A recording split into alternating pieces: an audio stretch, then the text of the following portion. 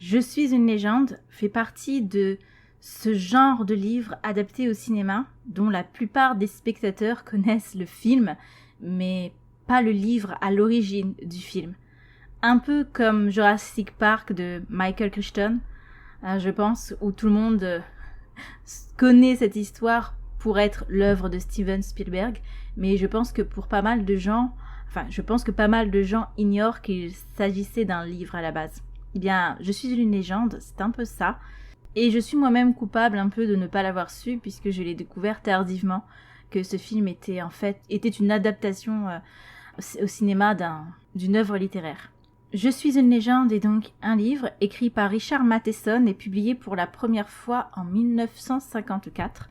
Je pense que pour la plupart des gens qui écouteront cet épisode, vous connaîtrez au moins de nom le film avec Will Smith, mais ce livre a eu 2 précédentes adaptations que moi je ne connais pas, et donc je me contenterai de comparer le livre avec son adaptation la plus récente, celle donc avec Will Smith. Très honnêtement, je pense sincèrement que le film aurait pu s'appeler autrement et que les réalisateurs auraient tout simplement pu faire le choix de ne pas s'inspirer du livre de Richard Matheson parce que les 2 œuvres n'ont en fait pas grand-chose en commun. C'est assez étonnant d'ailleurs qu'ils aient fait le choix de reprendre finalement ce livre. Et quand j'ai découvert le livre pour la première fois, je me suis demandé mais quel est le rapport avec le film finalement ? Pourquoi le film a-t-il pris le temps d'adapter un livre alors qu'il aurait pu tout simplement raconter sa propre histoire, peut-être pour le titre ? Le résumé du livre, nous suivons donc Robert Neville, qui est le seul et unique survivant d'une épidémie qui a ravagé le monde entier. L'humanité tout entière a été touchée et a donc été transformée ou tuée. C'est le cas de sa femme et de sa fille. Et donc on le suit dans sa tentative de survivre dans ce monde austère, dans ce monde hostile. Robert Neville se retrouve lui totalement immunisé. Alors, je ne gâche pas l'histoire dans mon livre à moi, c'est une information qu'on donne dès la première page, donc je ne trahis pas l'intrigue à ce moment-là. De toute façon, c'est aussi le cas dans le film. Et cette fameuse épidémie n'a pas grand-chose à voir donc justement avec le film, puisqu'il s'agit d'une épidémie qui a transformé tous les humains en vampires. En vrais vampires, donc en vampires qui ne sort que la nuit, qui se nourrit de sang évidemment, mais qui a peur de la croix, qui ne supporte pas l'ail, bref, de vrais vampires, comme on se les imagine. Et j'ai été très étonnée et même un peu déçue en fait quand j'ai lu ce livre, parce qu'entre les monstres terrifiants du film et les vampires du livre, je me suis dit que ça faisait c'était un petit peu dommage, mais finalement le livre a l'avantage d'être original sur ce sujet-là. Donc on va suivre Robert dans sa quête entêtée pour survivre, sachant que tous les soirs, sa maison est envahie, enfin du moins l'extérieur de sa maison est envahi par des monstres ne voulant qu'une seule chose, c'est l'abattre. Et donc on va suivre finalement son désespoir, ses incertitudes, ses doutes, ses questionnements, et surtout sa très grande fragilité et son très grand chagrin. Parce que oui, le ton du film et du livre n'ont absolument rien à voir. Le film reste un blockbuster américain, ça reste une histoire hollywoodienne. Donc on se retrouve avec un Neville qui n'a rien à voir avec le personnage du livre. Un militaire consciencieux, rigoureux, professionnel qui cherche à sauver l'humanité. Le Robert Neville du livre que j'ai préféré personnellement n'a rien à voir avec ça. C'est vraiment un homme lambda qui nous permet peut-être, nous lecteurs, de mieux comprendre et de mieux apprécier, parce que ce n'est pas un scientifique qui cherche à sauver le monde, c'est vraiment un homme sur qui la fatalité est tombée et qui a tout perdu du jour au lendemain en quelques mois seulement. Et donc il se retrouve à être presque écœuré de survivre, mais à continuer de survivre quand même, sans bien qu'il le sache pourquoi finalement il continue à tenter d'exister dans un monde qui le rejette de toute façon et où il n'a clairement plus sa place. Et il se retrouve à vouloir mourir sans oser aller jusqu'au bout. Et c'est intéressant justement ce passage où il se dit pourquoi lorsque la vie continue, la vie existe encore, on continue d'à s'y accrocher comme s'il ne fallait pas abandonner, comme si c'était presque un peu inné de ne pas vouloir abandonner l'existence complètement tant que lui existe en fait. Et donc on se retrouve face à un personnage qui n'a rien à voir avec le personnage du film. Il est à bout, il est épuisé, Moi, je me rappelle, lors de ma première lecture, j'avais eu un petit peu de mal avec ce livre parce que justement, le personnage ne me plaisait pas beaucoup. Et je pense que j'avais encore trop d'affection pour le film, mais je l'ai relu récemment et je trouve qu'au contraire, le personnage est très intéressant. Parce que je ne pense pas que qui que ce soit qui se trouverait dans la même situation que lui ne finirait pas par être sur les nerfs et être à bout comme ce personnage l'est, en fait. C'est pas possible dans une telle situation où on a tout perdu et on se retrouve sans famille, sans amis et sans autre être humain à qui parler, de ne pas finir complètement barge. Même si le film met en avant un petit peu la folie du personnage aussi, qui discute avec des mannequins, je trouve que la thématique est quand même mieux traitée, puisque Robert Neville, lui, n'a pas de chien avec qui discuter. Et donc, on se retrouve avec un personnage qui tue. Il tue. Contrairement au personnage du film, lui donc va tuer parce qu'il considère que c'est libérer ces pauvres gens de leur souffrance que de leur accorder la mort.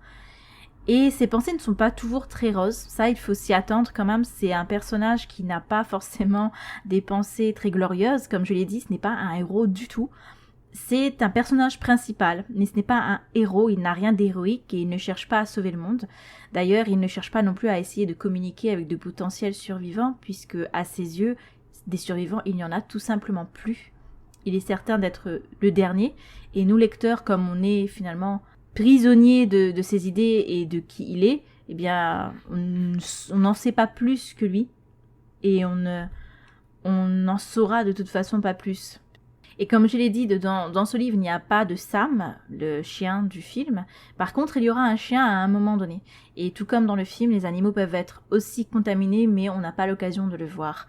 Autre point qui est très différent du film, c'est que, comme je l'ai dit, dans le film, on a un personnage minutieux et scientifique. Dans le livre, on a un homme lambda, un homme qui n'y connaît rien à la science et qui va essayer de trouver des réponses, plus parce qu'il est hanté du pourquoi sa femme et sa fille sont mortes, plus pour ça en fait, plus pour comprendre mais pourquoi finalement, pourquoi est-ce qu'il n'aime pas le soleil, pourquoi est-ce que je peux les tuer avec un pieu dans le cœur.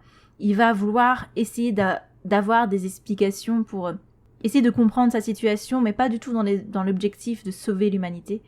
Et donc il va faire pas mal de recherches, mais finalement, nous, lecteurs, on est mis à son niveau, puisqu'il va se contenter de lire des livres, de trouver un microscope quelque part pour faire quelques analyses de sanguine, mais il n'y aura pas finalement tout ce côté scientifique et méthodique. On a vraiment un homme qui va tâtonner pour essayer de trouver des réponses. Et justement, ça va nous permettre à nous, lecteurs, de découvrir un petit peu des vampires sous une nouvelle forme, avec une nouvelle origine, et finalement qui s'éloignent du mythe de Dracula, des vampires comme on les connaît, et qui vont avoir leur propre explication quant à pourquoi ils n'aiment pas le soleil, pourquoi ils meurent quand ils se prennent un pieu dans le cœur, mais surtout comment ça se fait que cette épidémie s'est propagée. L'explication était intéressante. Je n'ai pas un bagage scientifique, donc je ne peux pas me permettre de dire si l'explication est crédible ou pas. À mes yeux, on va dire de néophyte, pour moi l'explication tenait la route et surtout elle a apporté finalement un éclairage nouveau sur les vampires et un côté très rationnel.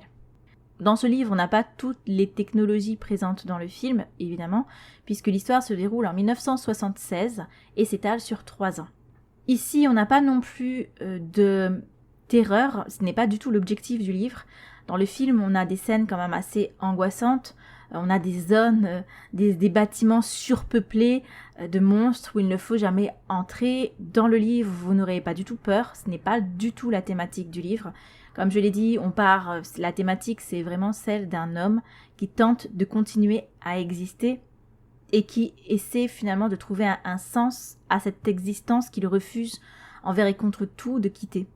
Et donc, on se retrouve à vivre finalement cette survie et à le suivre dans ses questionnements et comment il fait pour survivre, mais ce n'est pas du tout un livre horrifique ou un livre qui va vous faire peur.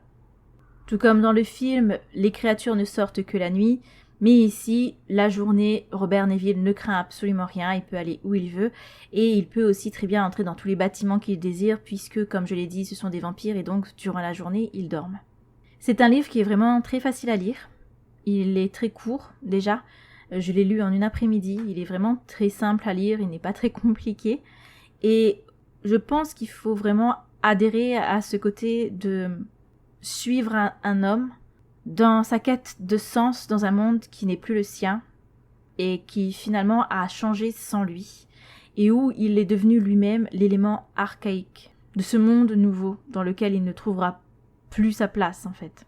Évidemment, les raisons du titre ne sont pas les mêmes dans le film et dans le livre, donc on n'a pas du tout la même fin, mais ça, je vous le laisse découvrir en lisant le livre. Le film est pour moi excellent. Il y a des scènes très intenses, des scènes très terrifiantes, notamment la scène où justement Sam va entrer dans un bâtiment et où le personnage de Robert va devoir aller la chercher. Il y a de bons moments terrifiants. Si vous n'avez jamais vu le film Je suis une légende avec Will Smith, je vous le conseille parce qu'il est vraiment très très bien. Mais le livre, lui, il n'a pas été pensé pour être une intrigue haletante. Donc vous aurez peut-être l'impression d'une certaine lenteur, mais c'est fait pour en fait. C'est fait vraiment pour suivre la psychologie défaillante de cet homme qui a vraiment réellement tout perdu. Je trouve que ce livre, adapté tel quel, aurait été aussi une bonne histoire, même si je comprends le choix finalement des réalisateurs de partir sur quelque chose qui correspond plus à des films de zombies classiques.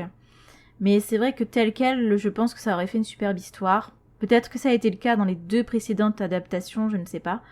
Mais en tout cas, ce livre aurait eu des choses intéressantes à raconter si ils avaient décidé de l'adapter tel qu'il est. Alors pourquoi je conseillerais ce livre ? Déjà parce que je trouve ça intéressant de lire des livres qui sont assez vieux et assez peu connus. Je pense que celui-là, il est sorti en 1954, donc je trouve ça quand même intéressant de piocher parfois dans les classiques de la littérature, sans classique avec un petit C, pas les grands classiques de la littérature, mais au moins des romans assez vieux pour les découvrir. Je pense aussi que c'est intéressant de découvrir les œuvres derrière les adaptations cinématographiques. Et enfin, je trouve que c'est une bonne chose de temps en temps, de s'éloigner des romans très populaires qu'on a aujourd'hui et qui tournent très souvent autour des mêmes thématiques, avec les mêmes tropes. Et d'ailleurs, comme je l'ai dit, j'ai bien aimé ce personnage-là parce qu'il est très imparfait et ses pensées ne sont pas toujours roses. Si vous lisez le livre, vous comprendrez pourquoi. Et je trouve, et là c'est peut-être une mauvaise supposition de ma part, mais je pense qu'un personnage comme ça aurait beaucoup de mal à être écrit aujourd'hui. Concernant le film, j'ai vu qu'il y avait une fin alternative sur YouTube. J'avais entendu parler de cette fameuse fin alternative, mais je l'ai découverte récemment. Je pense que si elle a été publiée sur YouTube, c'est parce qu'il y a une suite, potentiellement une suite en préparation qui suivra cette fin. Personnellement, j'ai préféré la fin officielle du film. Je ne vous dirai pas laquelle, si jamais vous n'avez pas vu le film, je ne vais pas gâcher la fin, mais j'ai préféré la fin officielle, qui est pour moi une très bonne fin. Mais de nos jours, c'est vrai que à Hollywood, on a tendance à continuer sur les séquelles, préquels, spin-off, etc. Donc, personnellement, je ne vois pas vraiment l'intérêt de faire une suite à ce film qui se conclut très bien. Mais bon, c'est la mode en ce moment à Hollywood, alors ce n'est pas très étonnant. Merci d'avoir écouté cet épisode. J'espère que je vous aurai donné envie de découvrir Richard Matheson.